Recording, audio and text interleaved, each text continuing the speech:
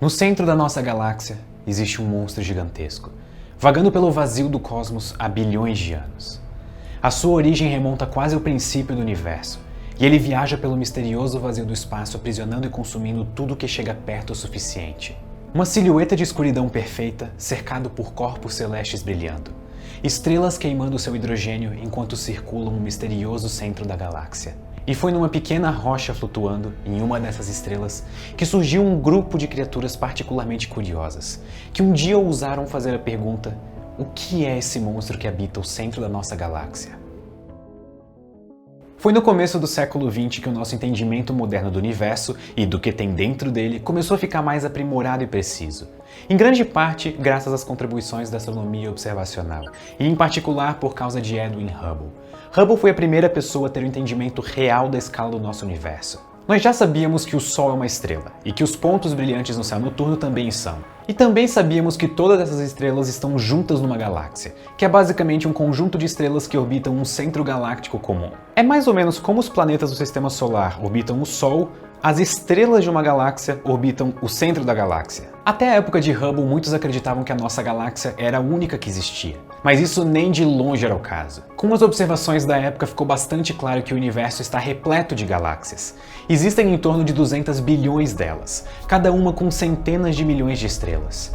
O universo é enorme, muito maior do que as pessoas pensavam anteriormente. Existem vários tipos de galáxias, de diferentes formas e tamanhos. Mas uma coisa é verdade para todas. Elas são mantidas juntas pela força da gravidade, que de maneira simplificada é uma força que faz matéria atrair matéria. Outra coisa clara em todas as galáxias é que as estrelas parecem estar todas orbitando o centro da galáxia, o que significa que deve existir muita matéria no centro dela. Mas é aí que surge a pergunta: o que existe no centro das galáxias? E o que existe no centro da nossa galáxia? Uma pergunta comum que surge aqui é: nós não podemos simplesmente virar um dos nossos telescópios para o centro da nossa galáxia e, simplesmente olhar? Essa ideia é boa, mas existe um grande problema. Entre o centro da nossa galáxia e nós, existem milhares de anos-luz de poeira interestelar. Tentar enxergar através dela é tipo tentar enxergar através da neblina em um dia extremamente fechado. Seria preciso décadas de avanço antes de conseguirmos tentar vislumbrar um monstro no centro da nossa galáxia. Sem poder observar diretamente, o que restava era especulação científica com base no que nós sabíamos. Existe muita matéria no centro da galáxia. Então, o que acontece quando temos muita matéria acumulada? Existem algumas respostas plausíveis para isso. Talvez tenhamos um aglomerado de muitas estrelas muito massivas. E de fato parecem que existem muitas estrelas massivas no centro da nossa galáxia. Mas existia uma outra hipótese ainda mais surpreendente, saída da teoria da relatividade geral de Einstein: buracos negros. Segundo a teoria da relatividade de Einstein, gravidade é uma distorção no espaço-tempo. Isso significa que quando nós temos uma estrela no espaço, o próprio espaço ao redor da estrela se curva, afetando a trajetória de outros planetas e corpos celestes que passarem perto dela. Como nessa nova teoria a gravidade passa a ser uma distorção do espaço, isso significa que a gravidade afeta tudo que viaja pelo espaço, e isso inclui a luz. Buracos negros seriam o estágio final da vida das estrelas mais massivas do universo. Uma estrela é um delicado balanço entre a pressão do gás extremamente aquecido no seu interior, que quer se expandir, e a gravidade, que quer atrair toda aquela massa de gás para o centro da estrela. Quando uma estrela massiva acaba com seu estoque de combustível, o equilíbrio é quebrado. Nada consegue parar a gravidade. Toda aquela massa começa a ser atraída para o centro da estrela. E chega um momento em que tanta massa fica aglomerada em um espaço tão pequeno que nem mesmo a luz consegue mais escapar dessa atração gravitacional. Nós temos um horizonte de eventos. Durante a vida de Einstein, a ideia de buracos negros era considerada especulação. Ninguém levava a possibilidade de eles existirem muito a sério, porque todos os resultados matemáticos que previam buracos negros eram contas idealizadas, fazendo restrições de como a matéria poderia estar distribuída. Ainda não existia uma previsão matemática realista sobre a formação de buracos negros. Eles pareciam ser apenas um caso extremo da teoria que não era muito realista. Uma pausa aqui para lembrar que o mundo dá voltas e sim, essa teoria acabou sendo bastante realista. As contas previam também a existência de uma singularidade, um ponto no centro do buraco negro onde toda a matéria está comprimida com densidade infinita. Sim, eu não falei errado, é tipo densidade infinita mesmo. Mas tem um problema.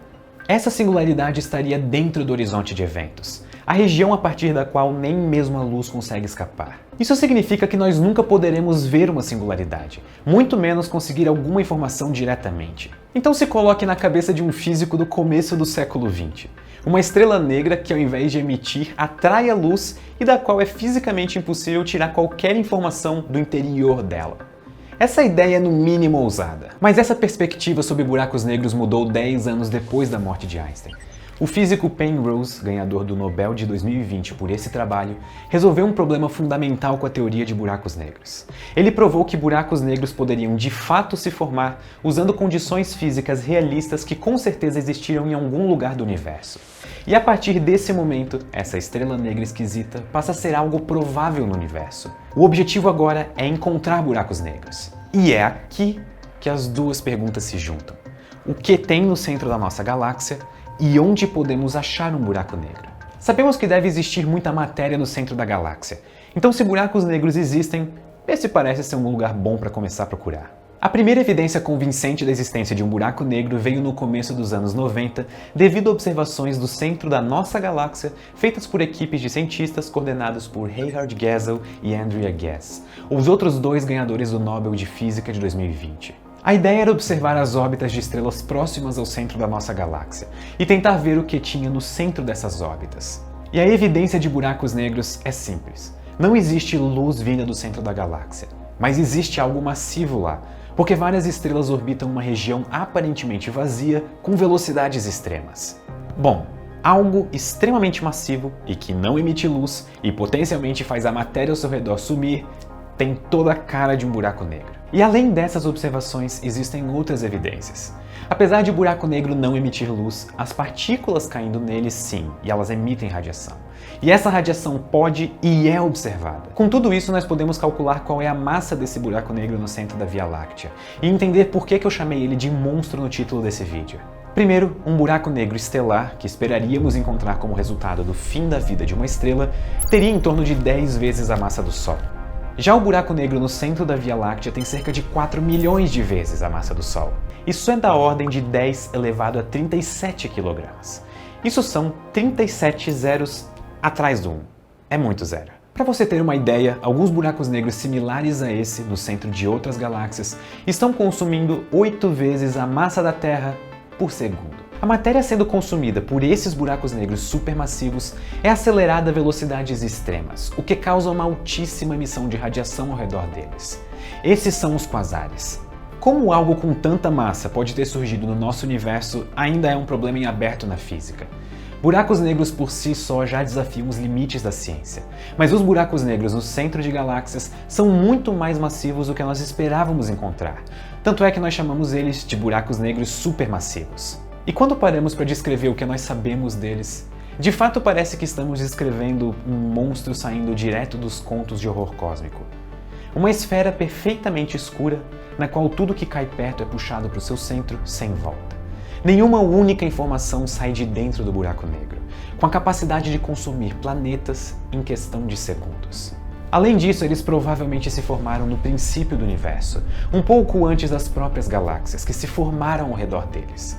Eles são mais antigos do que as próprias estrelas, e a sua própria origem ainda é um mistério. E quando finalmente todas as estrelas que orbitam o buraco negro tiverem se apagado no fim do universo, após todo o combustível do universo ter sido queimado e não existir uma única fonte de luz estelar, eles ainda vão estar lá, vagando pelo vazio e evaporando lentamente até a morte do universo. Muito obrigado e até a próxima.